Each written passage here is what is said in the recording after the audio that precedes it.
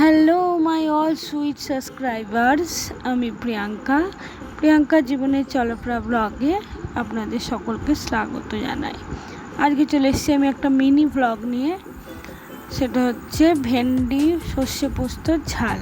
তো চলো দেখা যাক আমি কীভাবে রেসিপিটা করি। এখানে আমি ভেন্ডিগুলোকে ভালো করে কেটে ধুয়ে নিয়েছি। এবার আমি এটার মশলাটা তৈরি করব।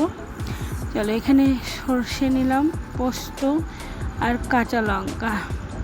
এবার আমি এগুলোকে মিক্সিতে বেটে নেব। বেটে নেওয়া হয়ে গেল, কড়াইয়ে সামান্য তেল দিয়ে এতে আমি কালো জিরা ফোড়ন দিলাম।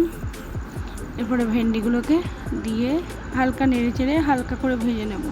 তারপরে এই যে মশলাটা তৈরি করেছি, মশলাটার মধ্যে একটু লঙ্কা গুঁড়ো, হলুদ গুঁড়ো, জিরা গুঁড়ো সব দিয়ে, লবণ পরিমাণ মতো দিয়ে এবার ভেন্ডিগুলোর মধ্যে দিয়ে দেখো এবার কষিয়ে নিলাম। কষিয়ে জল দিয়ে নেব। ব্যাস হয়ে গেল। এবার ফুটে গেলেই নামিয়ে নেব। একটু মাখা মাখা করে নামাবো, তাহলেই আমার সর্ষে পোস্তর ঝাল রেডি। আমার ভিডিওটা ভালো লাগলে একটা লাইক করে দেবেন, সাবস্ক্রাইব করে দেবেন চ্যানেলটিকে। টাটা।